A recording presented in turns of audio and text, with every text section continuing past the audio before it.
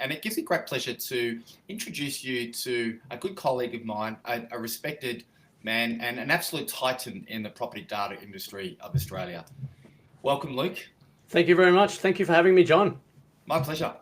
Now, I am a massive fan of yours, as you know, and today I want to talk about the understanding around buying properties, not just at a suburb level. It's great to see that Australians are starting to understand that it's a suburb that causes a lot of the growth, but now getting it down to a street level. And you are arguably the best person in Australia to talk about why street level is so important. So over the next 10 minutes or so, I'd like to ask you 5 questions to help our viewers understand a little bit more about your services at Microburbs and so forth. So initially, and I'm looking down at my notes, why do individual streets within the same suburb often perform differently in terms of capital growth and rental demand? And how can our investors identify these high-performing suburbs? Yeah, thank you very much for the question. So yes, at Microburbs, we spend a hell of a lot of time looking at the micro level, valuing individual properties, and we see that street level info really makes sense. And then the question is why? So there are various markets within suburbs. They're not uniform. You have different kinds of buyers, different price points, different lifestyles, different household compositions. And so within streets, you have prestigious streets, you have noisy streets, you have renter streets, and experts on a property level have already looked at street level. So streets that are quiet, streets that are prestigious, these streets tend to go up, and turnover rates matter a lot. So you have some streets that have great communities. Some streets are really sticky for tenants. So that's great news as a landlord. You don't have to keep switching them up. And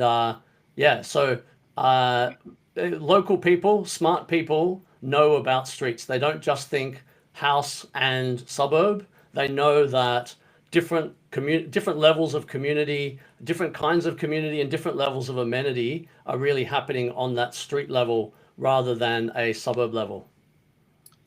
Yeah, great answer. It makes a lot of sense what you just said. You know, a prestigious end of a suburb versus a housing commission end, and I say that with the deepest of respect. You know, yes, walking distance to a shopping centre, park, and so forth. That's right. So suburbs are often, particularly older suburbs, they're not all made at the same time. So you have different streets that are part of different estates, and they have different housing stock in them, and that translates. Even though decades have passed, that can lead to different block sizes. They might have different views. So you can have streets that are on a hill that have district views, and streets that are much more humble. And all the locals know. And what you should expect is over time, there is a ratio in terms of the value of high value streets versus low value streets. Yeah. I think everyone who's watching this can relate to that, even if it's their own housing, their own suburb that they live in. And Luke, speaking of specific characteristics, are there any that investors can look for to help maximize their capital gain and rental demand? Yeah, so the turnover rate is the most obvious one. So some streets have trouble keeping tenants for whatever reason. Sometimes you can't know why, but it just doesn't have that stickiness. Obviously, tenants are looking for convenience. They want to get to sleep at night. They're not going to see any benefit for construction noise nearby. They're not seeing appreciation themselves in capital growth. So there may be noisy neighbors or certain problems on a street that people want to avoid. And then there are streets that are just nice, that are easy. They can get where they want. Maybe it's walking distance to amenities, very important often for tenants that are more mobile. So the first thing to look at is turnover rates, and then obviously yield.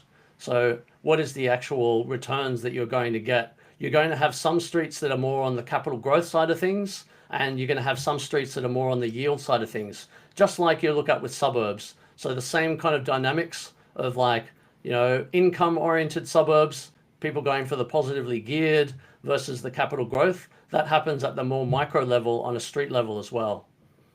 Oh, mate, that's fascinating. Yeah, absolutely fascinating. And I'm just thinking it through, and the reports that I purchased from you, correct me if I'm wrong, you've got all the streets in the suburb and showing those turnover rates that you're talking about? Yeah, so it used to be that it was only locals and experts who could have this extra street dimension, and people would come in blind. They would just have overall aggregates on the suburb. They know the median price for the suburb, but then they buy in, and then they realize that it's not the same as the suburb. They've made a mistake, and much of the dynamics are about actually proximity to amenity for that street. Or like, can you walk there? Can you cycle there? Are the kids going to be able to play with other kids on the street, or are they going to be staying at home? But now we've got actual data on the street level. So you don't have to be a real estate agent who's been working the area for 20 years. You don't have to be a local who's just got to know different kinds of people from different streets. You can just look at these top line figures and work out whether that street is right for you before you go down to that individual property level. Yeah. It's an amazing time we live in, Luke, and thank you so much for bringing this data to everyday Australian investors. And, it's funny, when I first saw your reports and I saw this turnover rate that you're talking about, it was turnover rates for tenants and turnover rates for owner-occupiers, and I was blown away. And obviously, the longer you stay in a suburb, the turnover rate, the better. So, yeah, awesome. And speaking of which, how does hyper-local data help investors make better decisions when choosing a street? And do you want to explain a little bit more about the resources that you can provide? Yeah. So getting down to hyperlocal, then you're really talking about what is life going to be like for someone who is occupying that property. What is the demand going to be for future buyers? Because you have different kinds of buyers coming in, and obviously when you come to sell, you want to have a whole lot of different buyers. Some streets can perform well because they appeal to many different kinds of buyers. Whereas others might be more, you're relying on a hot market. So for example, if these are unusual blocks on bushland and they're very slopey, then a certain kind of person is going to love it, but lots of other people are not. So those streets can be more like higher risk, but will do fine in markets where it's very hot. And then you've just got like more stock standard streets. It's like, any kind of normal family might want to live in here. You've got the flat block, you've got the fences, and hopefully you've got a community, particularly if it's a quieter street. So in terms of what resources are out there now, so we have noise levels, we have them on a street level, and we have them on an individual property level. So we have noise maps. So you don't have to go and hang around there and try and work out whether there'd be noise by the look of things. It's actually based on noise emanating from various things in the area. So we have the turnover rates. We're looking at them for sales. So if people aren't sticking with properties, they feel the need to resell them quickly, that's a bad sign, and that hurts your capital growth. We've proven that time and time again. And then you've got rental turnover rates. So how long are the tenants going to stick around? There's two dimensions to that. One is the tenant doesn't find it attractive and they want to move on. And also, you as a landlord might find certain tenants undesirable. So does it attract the kind of tenant you want and they get booted out? So it works both ways in terms of the landlord-tenant relationship. You're going to have some suburbs, some streets, you won't know exactly what it is. Maybe it's like mold in the homes, or some very unusual nuisance, a smell or something. And the only thing that you can point to is the turnover rates. So it's just like, okay, people are buying in and leaving quite quickly. So it's a really important figure to look at. And then beyond that, there's also just prices. So suburb streets should overall have a certain ratio to the median price. So let's say you might have streets that should be always like worth 20% less than the median price. So you shouldn't just go in expecting to pay the median price. You should be able to get a discount because of the street that you're buying into. Yeah. But it may be that actually it's at it's only 10% less, in which case the street has gone up in value relative to the suburb and you're paying too much. So there are better deals to be had elsewhere in the suburb. So what you expect over time is that streets will keep a certain value relative to the suburb. They can go up and down. They can be mispriced because there's so few people, so few houses get sold in a street, and so few people are buying and selling in a street. So Yeah. knowing overall, having a price overall, what is this street worth, is really valuable going in before you go down to that property level. So I guess all up, you can learn a lot from your neighbors. You can learn a lot from the neighbor's experience. So Yeah. a local person will be very informed. Imagine you found that people are selling homes on your street and they got a certain price. You're going to be much more influenced as a homeowner or an investor on what your neighbors get for their property than what people are going to be getting on the other side of the suburb. That's nowhere near as relevant.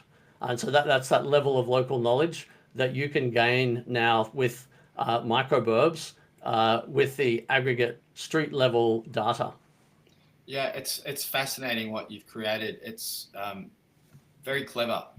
You know, having a noise map, for example, that you mentioned earlier on, like knowing that this part of the suburb is a lot more noisier than this part down the bottom here. Mm. I mean, that's a $100,000 difference in a lot of cases.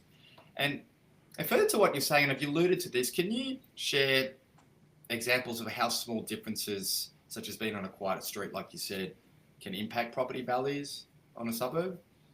Yeah. So you've got here. I'm here in Castle Crag, and you've got I'm in the bushy part of town that attracts very much a certain kind of person who wants to be by the bush. But loads of people, particularly new Australians from Asia, they do not want to be near critters. They've heard all about the nasty animals, and so that's fine as long as you've got enough of those kind of people really ready to buy. Then you've got a more standard side of the suburb that's more typical suburban. And then you've got a part that's really like the waterfront homes, and these are people with $10 million to spend, and they're just completely different markets. So thinking of Castle Crag as a individual market, like it's a difference of millions of dollars in how much you've got to spend. So you can have Wow. one side of a very simple example is you can be on a hill, and on one side of the street they have district views or water views, and on the other side they simply don't. So the difference can actually be $1 million even on one side of the street to the other. And then the street up from that will have a massive gradation as well. Yeah, yeah. Well said. Yeah, I can relate to that as well. I remember that when I used to live in a place called Sylvania Waters in Sydney, the price used to fluctuate up and down wildly, and every now and then it'd be the number one suburb in Sydney. That's only because all of a sudden there was 2 or 3 waterfronts that sold for $6 or $7 million. Yep, nothing to do with a TV show. Nothing to do with the TV show. No, actually, I think that was the first reality show in Australia. Yeah. Anyway. It wasn't even. It was a UK production about us. Yeah. Yeah. Jesus, showing our age now, Luke. Yeah.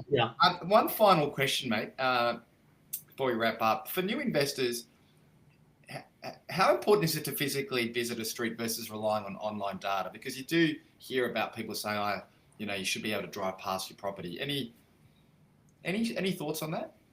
Yeah, so it is definitely great to be able to go to the street if you can. So I would do that. Obviously, you need to attend the house. There are certain things that aren't in data. You need to be there. But on a street level, I think you're really there's a lot of things that come out in the data that you wouldn't learn just by going up and down the street. So you won't learn how good the community is. You won't learn the turnover rates. Most people are going to be indoors. So by all means, go to the street as a final thing, but I would be very much, if you're taking the approach of first you decide on the region, then the suburb, then you want to decide on the particular streets, or you might decide that, okay, this property is within my price range for the suburb, then look up on the street level to see, is this actually a desirable street? Using the data.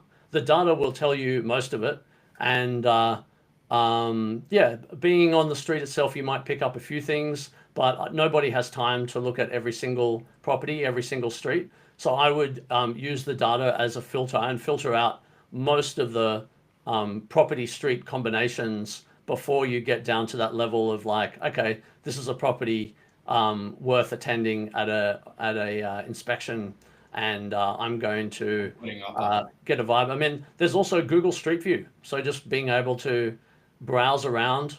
At Microburbs, we give you a satellite photo, and you get every single street and its most recent sale price, and you get its most recent rental as well. And you see when it was last sold. So for each of your neighbors, you know exactly how long they've lived in the place, or that they've owned the place, and what they bought it for.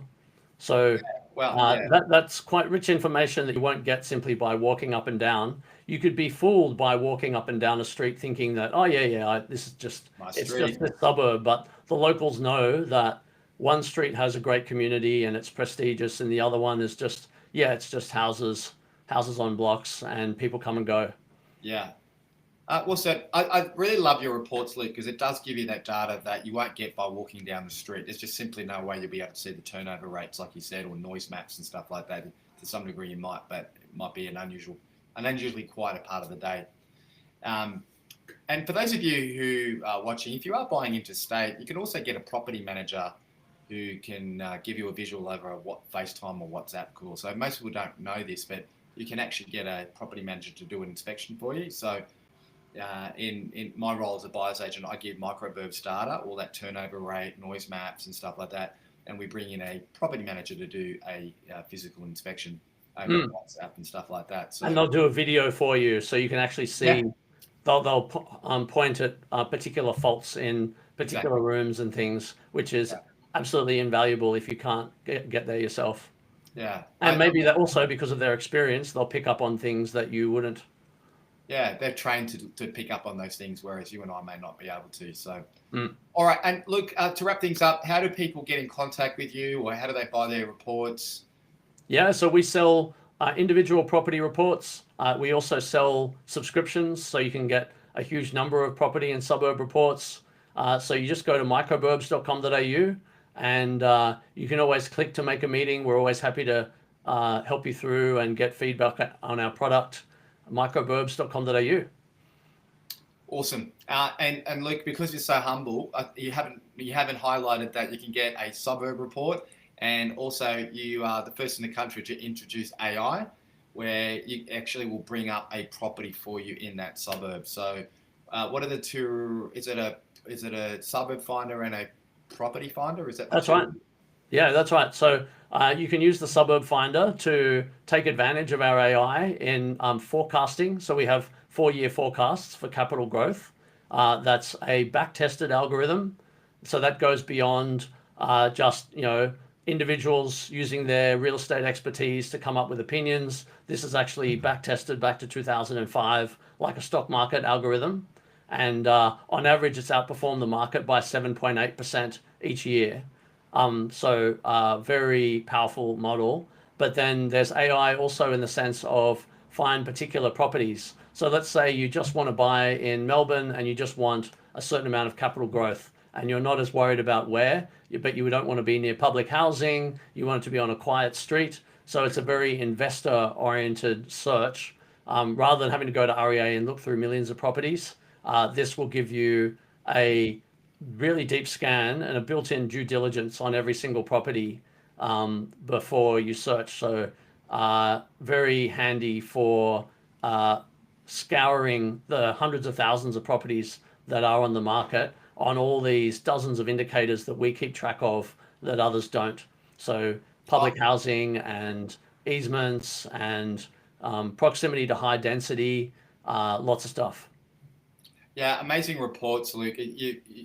Rather than buying your own backyard and thinking you know what you're doing, you could open up Australia. You don't need to fly there. You can buy one of your reports to find a suburb to be investing in, like you said, in Melbourne. And then the AI property report will actually deliver a property, saving you hours of trying to find that right property over, realestate.com.au. Anyway, love your work, Luke. Thank you so much, and look forward to the next session with you.